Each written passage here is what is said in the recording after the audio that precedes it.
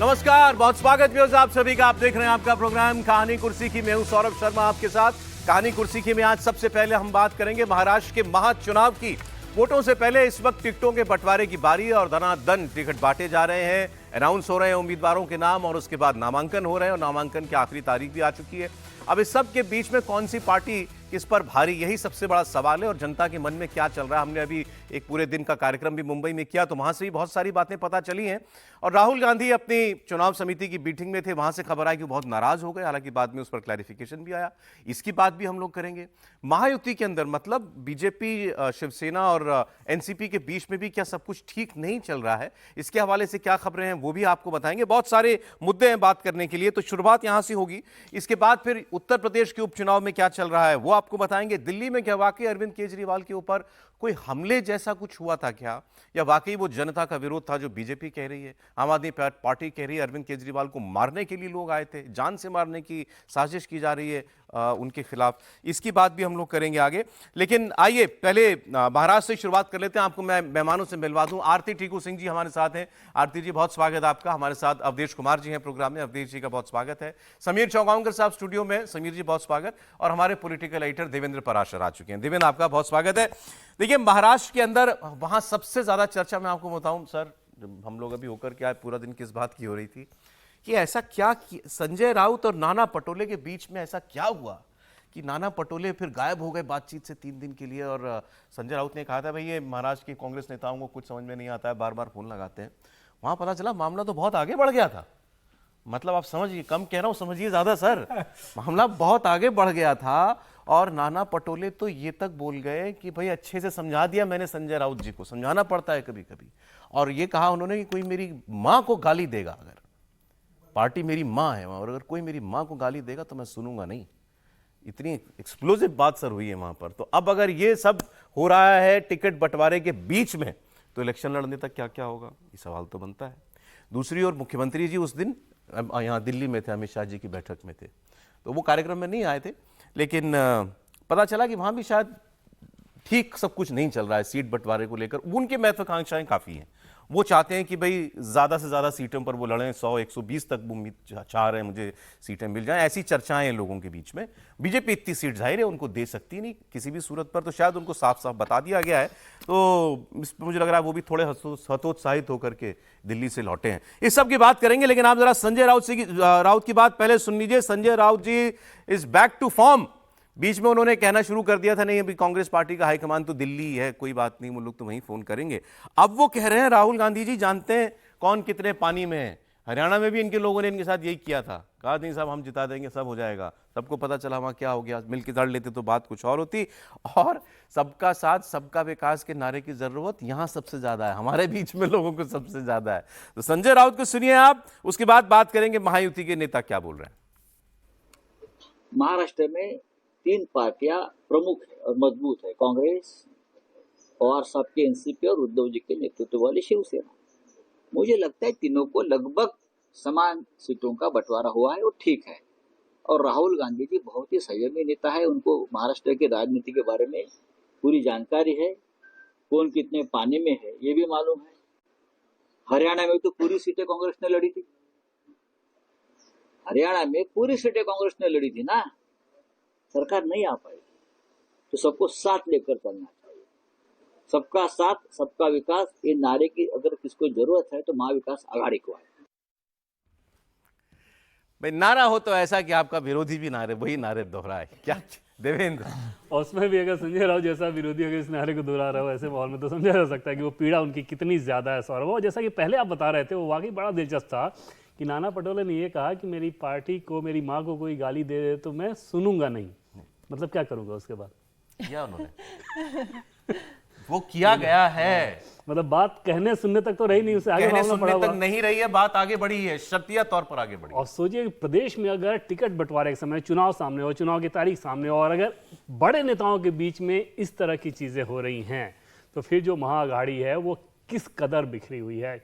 और कल जो आप बता रहे थे कि राहुल गांधी की नाराजगी वाली बात, उन सारी चीज़ों को अगर जोड़ के देखें तो ये ज़रूर समझ में आएगा कि कांग्रेस पार्टी और उसके गठबंधन के सहयोगी शायद अभी भी बीजेपी और उसके सहयोगियों से लड़ने के बजाय पूरी ऊर्जा लगा रहे हैं आपस में ही लड़ने में, और ये निश्चित तौर पे महाअघाड़ी के लिए बहुत खतरनाक नजर वो आपको इसमें जो अभी स्क्रीन पर भी चला ना 85 पहले आया था कितना सर, 75 या 80 हाँ, अभी शायद 90 का हो गया कि अब 90 वो तराजू में तोल के सीटें बांट रहे हैं भाई, बजाय ये देखने के कि किस सीट पर किसकी दावेदारी बनती है। अगर आपकी जिद ये हो कि नहीं इसको मुझसे एक ज्यादा नहीं मिलनी चाहिए, तो फिर तो went buffalo into water. Sir ऐसा है कि हम सब लोगों को पता नहीं क्यों आश्चर्य हो रहा है। मैं पहले संजय राउत को छोड़ के शरद पवार जी पर आता।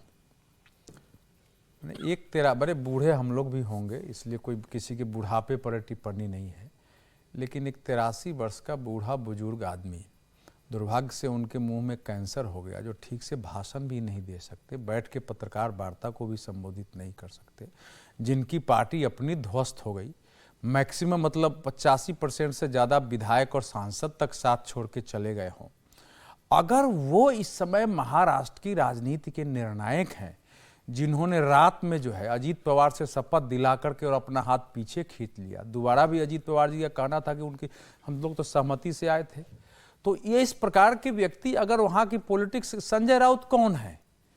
आखिर शरद पवार जी इतनी शांत थे, पहली बार जाके वो सांगली के इस्लामपुर में जयंत पाटिल को बना रहे हैं कि इनके नेतृत्व में और भविष्य बहुत अच्छा है महाराष्ट्र का, तो अपना तो महाराष्ट्र में मुख्यमंत्री का भी दावा उन्होंने कर ही दिया सांगली से। ये तो दावा ही हुआ ना भाई, उनके नेतृत्व में विकास करेगा और मुझे उन पर विश्वास है अगर वो कह रहे हैं तो। संजय राउत तो मुझे लगता है कि उनको इस सीमा तक बढ़ाने वाले कौन लोग हैं? संजय राउत की जब बीजेपी के साथ गठबंधन था तो शिवसेना में उनकी क्या हैसियत थी, आज उनकी क्या है? जब वो नरेंद्र मोदी, अमित शाह सबको जब हमले करते हैं तो कांग्रेस को अच्छा लगता है, बाकी को अच्छा लगता है।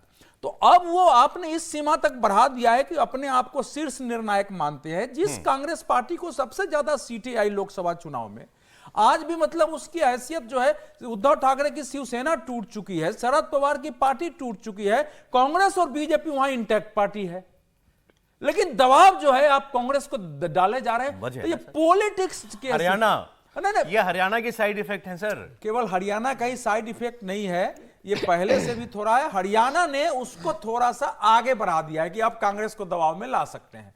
शरद पवार जी इनके संजय राउत के माध्यम से अपनी पॉलिटिक्स कर रहे थे, हंगामा कराओ, बीच में रास्ते निकलो। आप सोचिए ना, इस हालत में 85 सीट शरद पवार अगर मतलब उस गठबंधन में लेने के लिए तय करवा लेते हैं, जिसकी पहले कल्पना नहीं थी, और आगे भी मिलेगी ना। अभी 255 के बाद जो बाकी है तो 13-14 सीट तो बाकी साथियों आप ज्यादा हल्के में नहीं ले रहे शरद पवार जी को भाई, सबसे बेहतर रिजल्ट लोकसभा चुनाव, वही कह रहा हूं, लोकसभा चुनाव के परफॉर्मेंस के कारण मेरे उनकी पार्टी ये इस स्थिति में आई है कि चलो आपने बड़ी सीटें जीत ली है, लेकिन वो व्यक्ति इस ढंग से नीति निर्णायक बना हुआ है तो वहां यही होना है। अगर संजय राउत बैठते हैं, जिनके पास एक ही लक्ष्य है कि किसी प्रकार से हमारा उद्धव ठाकरे मुख्यमंत्री बन जाए, बार बार वो बोलते रहते हैं, तो पहली बार कांग्रेस ने थोड़ा उत्तर स्थानीय नेताओं ने दिया होगा। इसके बावजूद कांग्रेस के केंद्रीय नेतृत्व ने संजय राउत से बातचीत नहीं की।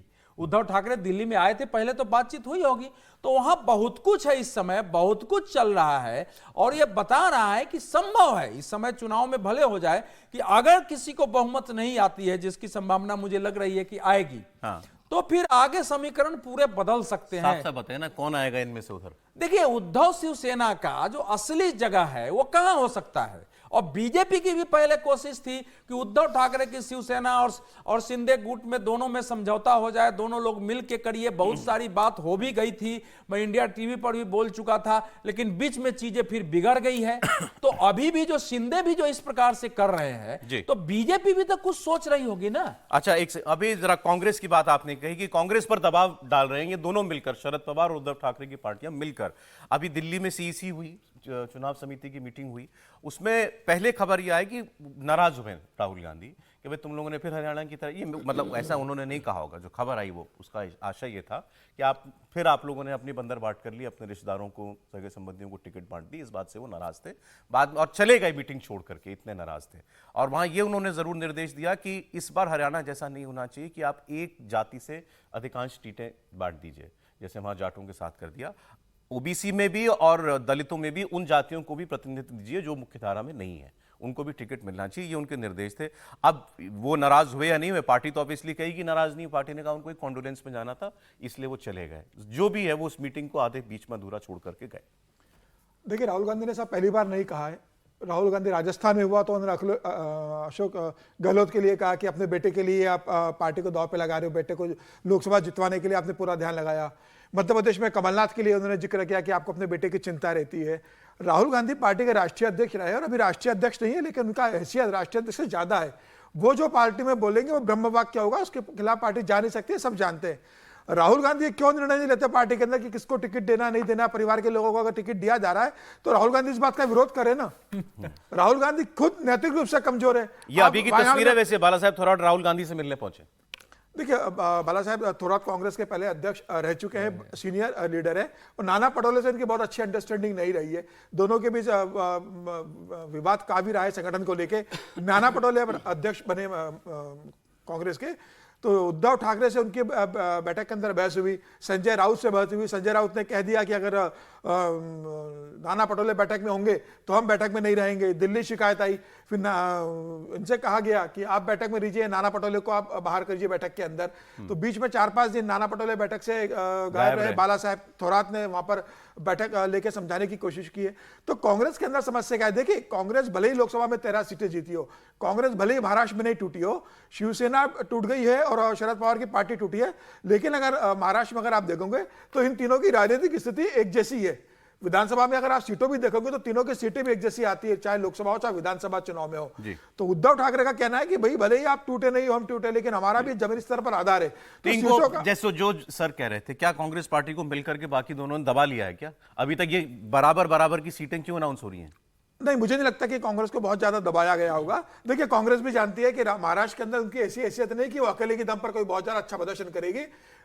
पॉकेट में वहां पे पार्टियां बटी हुई है। जहां उद्धव ठाकरे मजबूत है वहां कांग्रेस कमजोर है, जहां कांग्रेस मजबूत है वहां उद्धव ठाकरे का बहुत आधार नहीं है। शरद पवार पश्चिम महाराष्ट्र के अंदर बहुत मजबूत है, तो वहां पर उद्धव ठाकरे बहुत ज्यादा हैसियत नहीं रखती।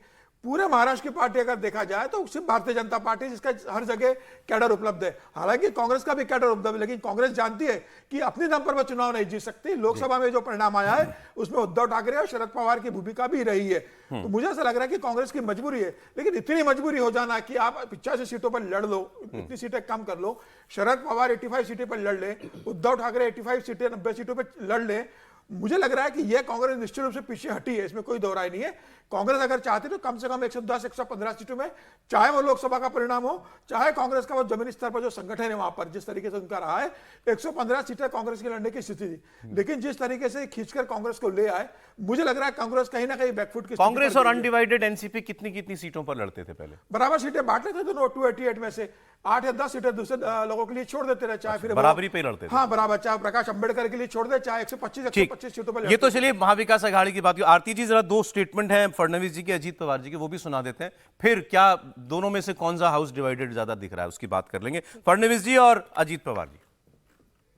जागा वाटपाच्या संदर्भात आता केवळ हमारे बीच केवल 10 सीटों को लेकर विवाद है और अन्य सीटों पर बातचीत पूरी हो चुकी है। बची हुई 10 सीटों पर भी हमारी बातचीत पूरी हो जाएगी।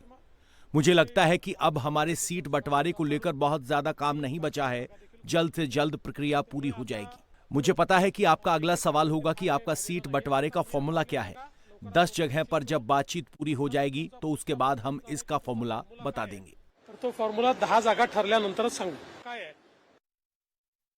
माझी पत्रकार मित्रांनो, तुम्हाला मेरी पत्रकार मित्रों से गुजारिश है कि जब तक हम ना कह दें तब तक आप इसका पत्ता कटा हुआ, इसे सीट मिली, इस तरह की खबरें ना चलाएं। अगर सही तरीके से कहा जाए तो महायुति में 288 में से अब केवल 11 सीटों के लिए बातचीत चल रही है। बाकी सभी सीटों पर बातचीत हो गई है। सभी को खुश नहीं किया जा सकता। कई बार कार्यकर्ता नाराज हो जाते हैं। कुठं नाराजी रहते, कुठं सब कार्यकर्ते खुश रहतात। ऐसा ही प्रेम भाव बह रहा है महायुति में, जैसा बता दीजिए। हाँ, जितना कहा जा रहा है। इसमें कोई दो राय नहीं सौरभ की महत्वाकांक्षाएं थीं, लेकिन वहाँ कमांडिंग पोजीशन इतना क्लियर है कि उस तरह के, चाहे शिंदे की बात कर लें या अजीत पवार की बात कर लें, उस पोजीशन में नहीं कि बहुत ज़्यादा बार्गेन कर सके। हालांकि अजीत पवार को लेके बीजेपी की जो शुरुआती कोशिश थी कि 40 आउट्स में रोक दिया जाए, अब जो जानकारी मिल रही है उसके हिसाब से 52 तक उनकी संख्या जा रही है, तो आप कह सकते हैं कि उनको कुछ ज़्यादा फ़ायदा हो गया। शिंदे के बारे में जो क्लैरिटी थी शुरू से बीजेपी नेताओं को, लगभग उसी में रख दिया गया है।